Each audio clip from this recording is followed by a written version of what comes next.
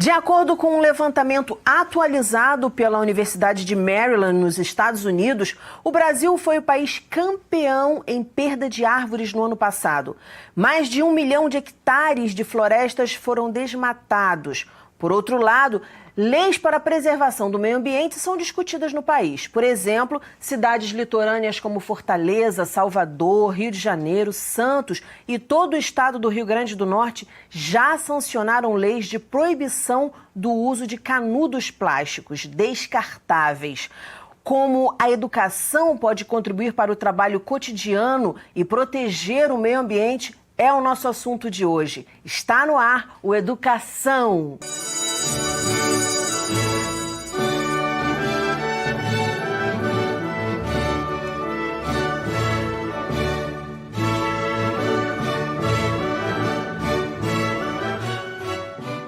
Meus convidados são o professor do Departamento de Engenharia Sanitária e do Meio Ambiente da UERJ, mestre em Engenharia Oceânica, doutor em Saúde Pública Adacto Benedicto Ottoni.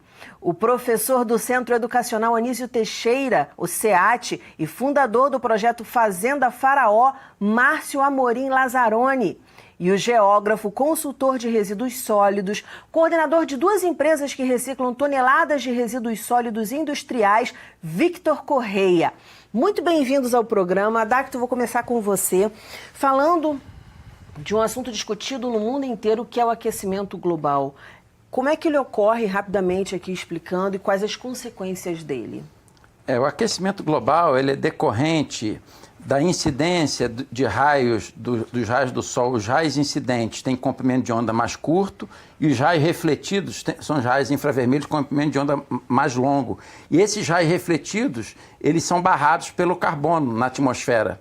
Então, e isso é que gera o aquecimento. Se não existisse esse carbono na atmosfera, a temperatura média do planeta seria em torno de menos 20 graus. É o efeito estufa natural. O que está acontecendo? Com o aumento da poluição atmosférica, de concentração de carbono e metano na atmosfera que se transforma em carbono, a atmosfera passa a reter mais esses raios refletidos porque tem mais carbono e isso gera o aquecimento. Mas é muito importante essa tua pergunta, porque as pessoas confundem. Hoje em dia está tendo uma briga muito grande entre os meteorologistas, que uns dizem, não, nós não estamos com aquecimento global, estamos com resfriamento global, é ou não é? Mas o que ninguém pode questionar é que este processo do efeito estufa, que está sendo agravado pelo aumento de carbono na atmosfera, está gerando alterações bruscas do clima. Por quê? Essa maior retenção vai gerar efeitos térmicos distintos que vão alterar o regime dos ventos. E aí você começa a mexer nas nuvens, lugares que choviam muito passam a chover menos, outros lugares que choviam mais você começa a gerar alterações no clima. Isso que é o mais importante. E, obviamente, nós temos que ter políticas públicas. E mais uma coisa, dentro da própria abertura do programa, você falou do desmatamento, eu quero crer que o problema do planeta não é necessariamente o aquecimento global, que ele é muito importante, mas é fundamental você ter um modelo de gestão do planeta com sustentabilidade ambiental. Sim. Porque quando o planeta é sustentável, automaticamente ele vai combater o aquecimento global. Por quê?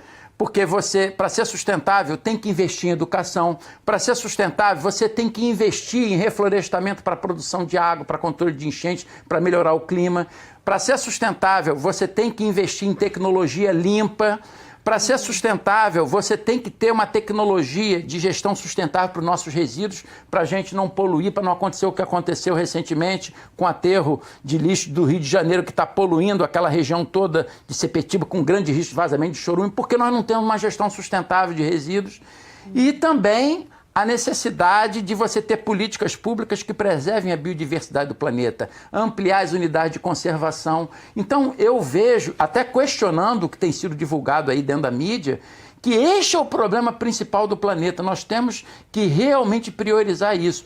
E o aspecto da educação, ele é fundamental, porque se o governo, as políticas públicas priorizam a educação, é a melhor forma de combater a pobreza e a miséria. Não há sustentabilidade com pobreza e miséria. Então a população com mais educação vai ter mais capacitação. Se você tem mais capacitação, você vai ter mais renda. Se você tem mais renda, você vai dar uma vida melhor para o seu filho, vai evitar realmente ter muito filho, até para você adequar a sua renda, a tua família. Então, é a melhor forma de proteger o meio ambiente é com educação, de evitar o crescimento desordenado da população humana no planeta, é com a educação. Não adianta, a gente vai discutir hoje aqui no programa, a coleta seletiva de lixo, por exemplo. Sem educação não existe coleta seletiva, porque se a população não separa o lixo, o que adianta você fazer um programa maravilhoso de coleta seletiva ou um programa maravilhoso de reflorestamento se a população vai lá e desmata? Então, infelizmente, a gente não vê essas prioridades. Se o planeta quer ser sustentável, ele tem que priorizar esses 5 tópicos para a sustentabilidade do planeta, não necessariamente nessa ordem. É educação, é o reflorestamento, nós temos que reflorestar até para combater a crise hídrica no planeta, controlar enchentes e secas, melhorar o clima, preservar a biodiversidade, que a floresta está na base da cadeia alimentar. Ter uma gestão sustentável para os nossos resíduos. Se você começar a reciclar, você vai dar emprego, vai estimular o mercado da reciclagem e vai evitar reduzir a exploração dos recursos naturais, reduzindo os riscos de problemas como o Brumadinho. Se você reduzir a exploração, vai reduzir essas lagoas imensas de resíduos com riscos de rompimento de barragem, etc. E buscarmos tecnologias limpas também é muito importante para você desenvolver sem agressão. Por isso que eu digo, junto com preservação da biodiversidade, né, que é importante, o tripézinho da sustentabilidade, para você ter, seja as políticas públicas, seja as empresas, a política pública da sustentabilidade você tem que ter a viabilidade ambiental, ou seja, nós temos que cobrar dos nossos governantes políticas públicas que protejam a natureza, ou empreendimentos, na hora que o INEA, que é o órgão ambiental aqui do Estado, for viabilizar, dar licença do empreendimento, o empreendimento tem que ser sustentável, ou seja, tem que ter viabilidade ecológica, tem que ter viabilidade econômica. Você não pode fazer uma intervenção se uma intervenção muito cara não se viabiliza. Pelo contrário, ser sustentável é ter soluções baratas. Então eu acho que esse programa aqui é fundamental. Quando você tem programas que priorizem a educação, que priorizem a sustentabilidade, aí a gente tem que falar no aquecimento global.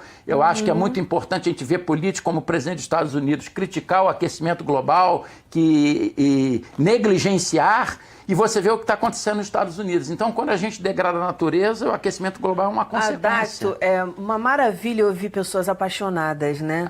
Porque a gente aprende muito e porque a gente tem vontade de ficar te ouvindo. Quer dizer, eu não tenho que interferir, eu sou uma pessoa que fala beça. O pessoal aqui que acompanha a educação sabe disso, eu falo, não sei o que, mas tem hora que a gente tem que calar e ouvir só. E você falou tanta coisa importante agora, e eu acho que uma das coisas mais importantes que o Adacto falou seria a questão da gente. O ser humano, eu acho que ele se imagina longe, como não sendo parte do meio ambiente.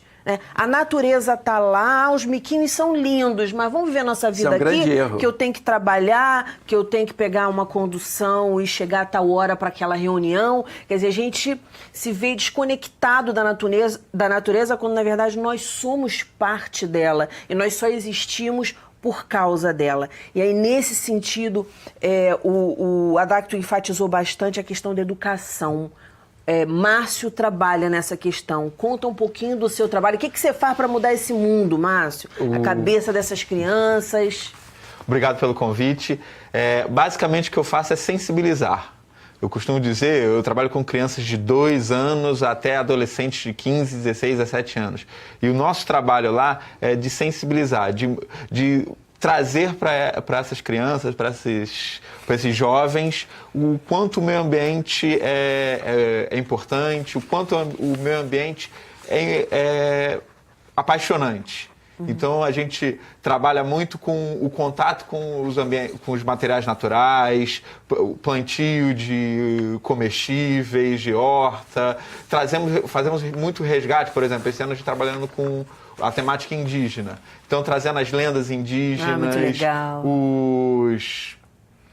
reutilização de materiais. A gente é um trabalho interdisciplinar lá no período integral, então trabalhando junto com o pessoal da culinária, com a professora de culinária, a gente faz receitas que os índios comem, e aí a gente também pega isso e planta o que a gente acabou de experimentar, e colhe depois, e também faz tintas, e aí a gente usa em outros aspectos, por exemplo, com os adolescentes, a gente trabalha muito com Breart, que é um ateliê de moda sustentável, e que aí a gente reutiliza roupas, ressignifica elas, trabalha em cima delas, e depois vende. Essa venda é revertida para comunidades com câncer, crianças com câncer, na verdade.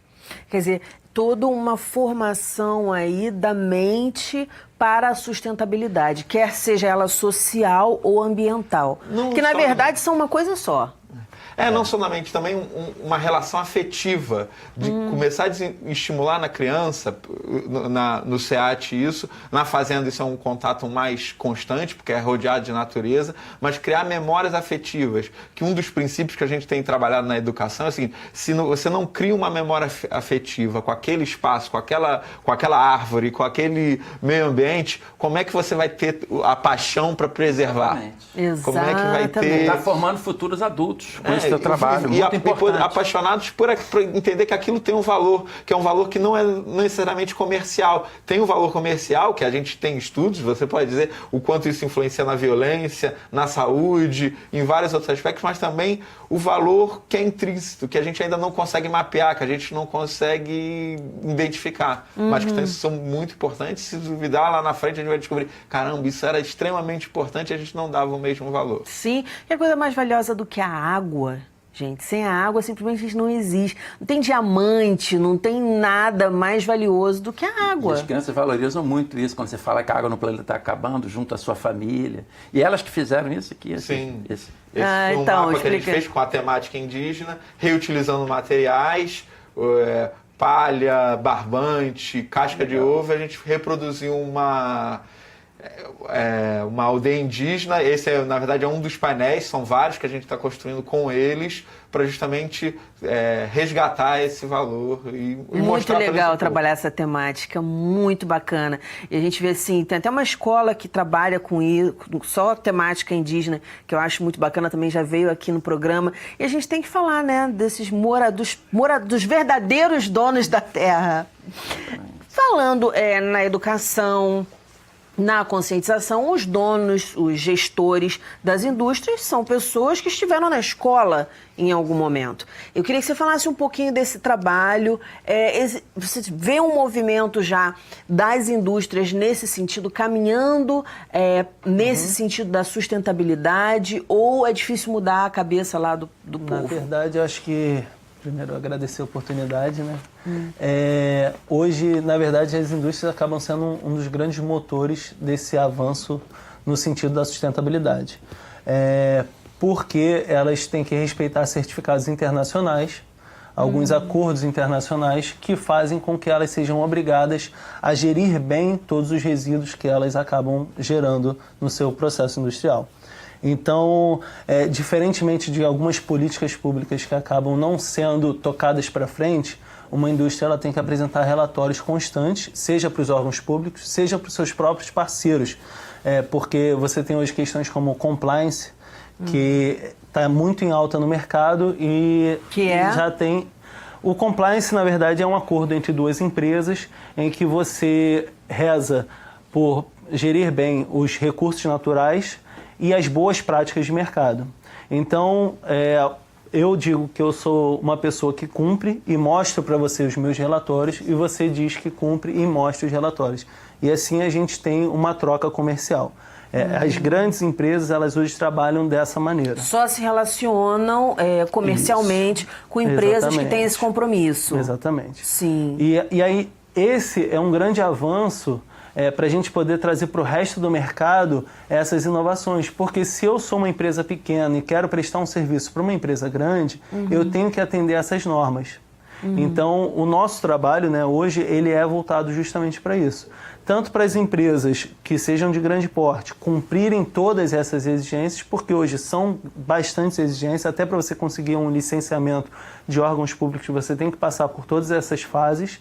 E, além disso, o nosso trabalho, ele trabalha na outra ponta, que fortalece uma economia circular, né, com empresas pequenas locais do Rio de Janeiro, tendo a capacidade técnica de estar prestando serviço para essas indústrias. E aí, 14 mil está vinculado com esse trabalho também? Também está vinculado. Para você ter o selo de qualidade ambiental, para vender melhor o teu produto. As ISOs estão, né, atrelados a isso, o Bureau Veritas está atrelado a isso, uma série de indústrias cria suas próprias normas, independentes da ISO, né? Tem multinacionais brasileiras hoje que aboliram a utilização de copos descartáveis dentro das suas unidades, independente de uma legislação existir ou não na cidade a respeito disso. Isso é muito legal, né? Muito legal. Então, assim, como as indústrias também são o motor, né, dessa nossa sociedade, nosso sistema econômico, elas acabam sendo também um motor de avanço nessas políticas e boas práticas ambientais. Perfeito. Eu queria ter uma avaliação de vocês, você aí com a cabeça dos pequenos, aqui o Adacto numa versão mais macro. Como é que a gente está caminhando? Porque às vezes a gente, claro que tem muita coisa que a gente precisa mudar, precisa lutar para mudar, mas vocês têm visto, como é que vocês avaliam esses movimentos de preservação do meio ambiente, tanto na nossa sociedade quanto mundial? Porque, por exemplo, a gente vai estudar a história da infância. A história da infância é uma história pavorosa.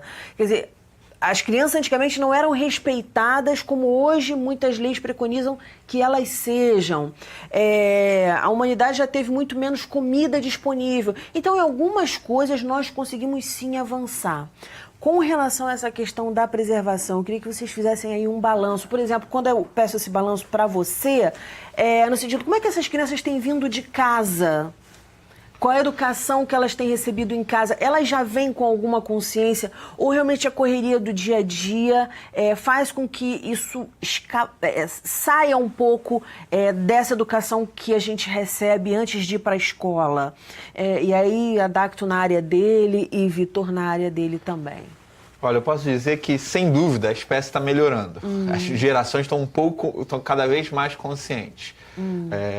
Eu vejo meu filho, minha filha muito mais conscientes de que eles não são, como você estava falando antes da gente entrar no ar, o homem como o dono. Ele vê que o homem, o ser humano, faz parte de um conjunto, faz parte de um ecossistema, que ele não é mais importante ou menos importante.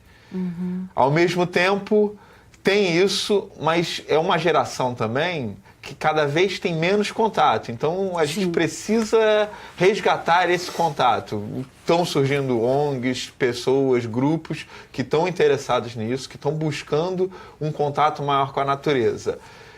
O urbanizado, dentro do Rio de Janeiro, ainda está muito bem complicado, quebrar essa barreira. E olha que a gente tem a Floresta da Tijuca, a gente tem muita mata.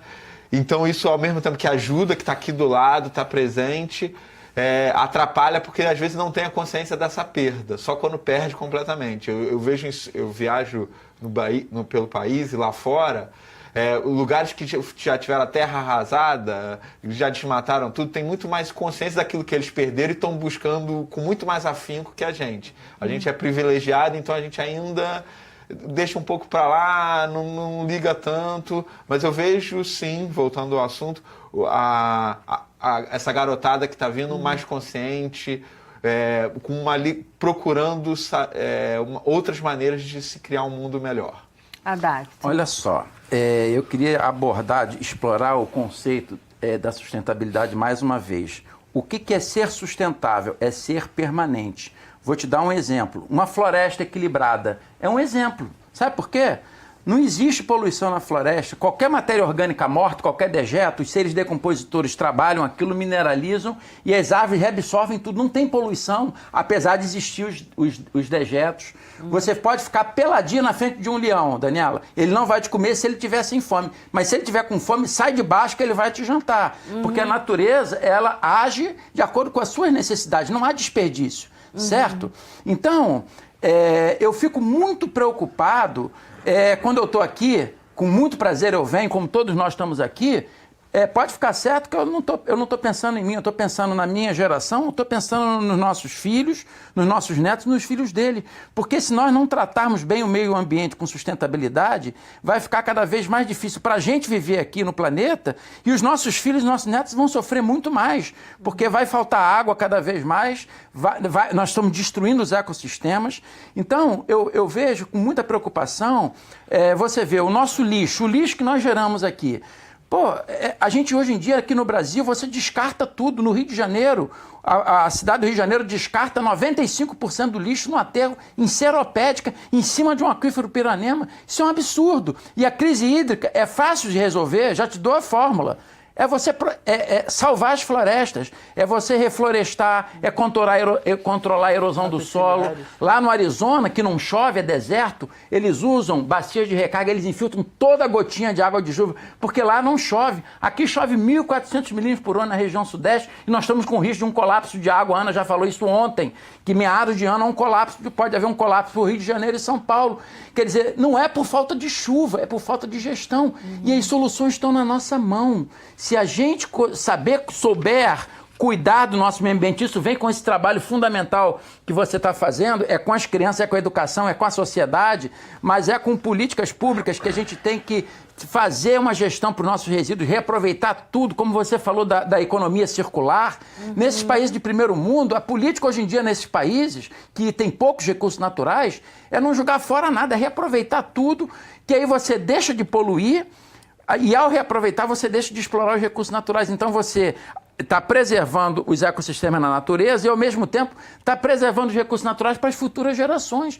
A saída é essa. Mas, infelizmente, o Brasil é um país muito rico e nós estamos deixando isso passar. Então, nós estamos destruindo. Então, eu vejo com muita preocupação, mas eu sinto que há uma saída no final do túnel. E aí é que eu reforço esse importante trabalho que você está fazendo com as crianças, que eu fico até emocionado, porque as crianças é que vão mudar. E eu, como engenheiro, estou procurando atuar de forma macro, mas é porque eu acho que a engenharia está aqui para justamente resolver os nossos problemas. A gente está cansado de ver, a gente tem que conviver com as enchentes, vamos ter que conviver com a falta d'água, e na realidade eu vejo isso como um grande marketing, porque não é por falta de chuva. Quando se fala que vai ter um colapso hídrico, é para aumentar a tarifa de energia, é para aumentar a tarifa de água, porque vai ter racionamento. O licenciamento ambiental no nosso país, isso que você faz muito bem feito, porque tem empresas que vendem o seu produto, elas querem ter qualidade, que é o nome delas, então elas vão investir em políticas sustentáveis.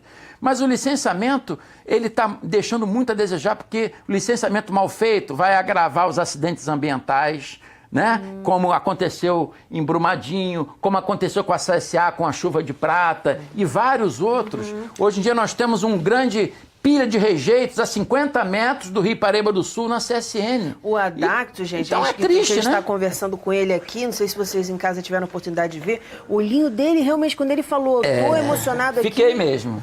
Caramba, vou te ser sincero, que esse teu trabalho me deixou emocionado. A gente está no finalzinho do programa, olha que legal, né? Poxa, já acho que você já ganhou o teu dia. Completa e terminem para mim, porque o tempo passa aqui voando na educação, dando dicas do dia a dia, além desse caráter fiscalizatório que a sociedade tem. Não, vamos consumir na empresa que tem sustentabilidade. Não vamos consumir na empresa que está poluindo aqui o nosso estado, a nossa cidade, o nosso país. E eu queria que vocês encerrassem dando dicas do dia a dia. O que a gente pode fazer lá, o nosso pedaço formiguinha dentro dessa história? Mas vai lá. O contato com a natureza. Você falou do macro, eu queria só rapidamente falar do micro. Já é cientificamente comprovado que o contato com a natureza diminui a ansiedade, aumenta o poder de concentração. Os benefícios, hoje em dia, tem autores que já falam em déficit de natureza, que tratamentos vai para um lugar com natureza, vai mexer na terra. Então, o meu conselho é isso. Procurem, uma vez, todo dia fazer uma atividade ao ar livre, toda semana ir num parque, e semestralmente ir num parque, uma floresta, acampar, procurar lugares com a natureza, que já um hospital, eles viram que um paciente de uma ala era 15, o tratamento gastava-se 15% menos com o tratamento desses pacientes. E aí foram ver o que era a diferença. Não tinha diferença de nada o tratamento. O lado dava para uma rua, para um trânsito e tal, para o outro dava para um parque, para um jardim. O pessoal do parque, do jardim, reclamava menos, se curava mais rápido. Olha, então, onde esse isso no Japão, mas hoje em dia tem essa vários estudos comprovam. Nesse sentido. Vamos lá, dicas, pessoal, para encerrar. Bom, eu acho que é fundamental a gente lembrar para as pessoas que reciclagem é um trabalho diário. Deveria ser igual você escovar os dentes após uma refeição. Né? Quando você compra um produto, você está comprando uma embalagem junto, você não está comprando aquilo que tem dentro. Né? Até porque quando você olha na prateleira, você olha aquela embalagem linda e maravilhosa, você consome aquilo. Então, você abriu, na hora de descartar, limpar, separar, entender os materiais. Eu acho fundamental esse trabalho, justamente porque eu trabalho com adultos, né? Eu trabalho em indústrias. E quando a gente implementa isso em uma indústria, uma das coisas que a gente mais vê é o fato do profissional estar ali cumprindo uma norma, entendendo o que deve ser feito, fazendo bem feito, e ao invés de ele levar isso para a casa dele, ele deixa isso dentro da empresa. Porque ele não tem essa prática cotidiana, diária. É uma função. É uma função dentro de um escopo que é apresentado e o emprego dele depende daquilo. Né? Então acaba sendo fundamental. Então, assim, no caso, não é o emprego que depende, é a vida. Né? A nossa vida é o descarte correto, é entender que existe uma cadeia de recicladores que depende desse material. Catadores de rua não são pessoas invisíveis, são pessoas que fazem um trabalho fundamental, transformador. Então, assim... São agentes ambientais. São agentes ambientais muito maiores do que, às vezes, algumas empresas também. Muito mais do que as políticas públicas. As políticas públicas. Então, assim, é fundamental entender o que você está consumindo, entender que aquilo que você está consumindo faz parte de uma cadeia e que você tem uma obrigação de pegar aquele seu resíduo e transportar ele de maneira correta para o local de destinação. Seja ele um resíduo orgânico que você vai botar numa composteira ou você vai doar para alguém colocar na composteira dele, porque hoje é super simples. Não tem cheiro, não tem nada. Para você ter uma composteira pequena em casa, você pode utilizar inclusive depois para suas próprias plantas, que é o fundamental para você ter um bem-estar de vida melhor.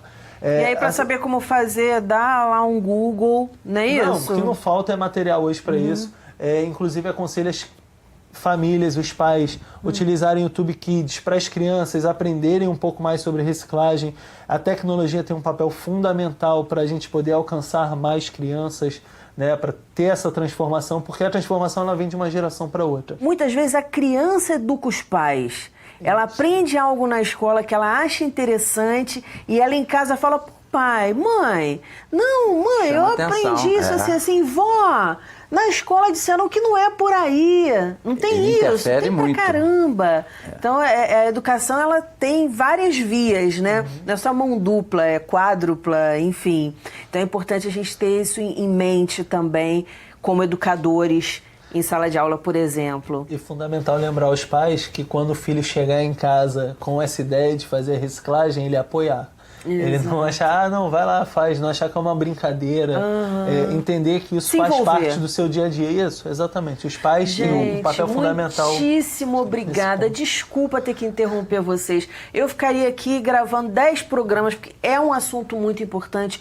Dele depende a nossa sobrevivência, como vocês mesmos acabaram de dizer. Obrigada, parabéns pelo trabalho e voltem sempre para a gente conversar mais sobre isso. O nosso programa fica por aqui. Na segunda-feira que vem tem muito mais às 9 horas da noite. Educação, se você não se envolver, não rola. Dias felizes, paz do eu e até lá.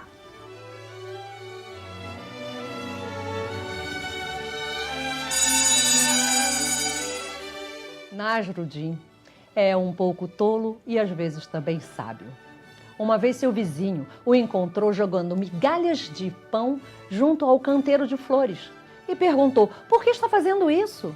E Nasruddin respondeu: é para manter os tigres afastados.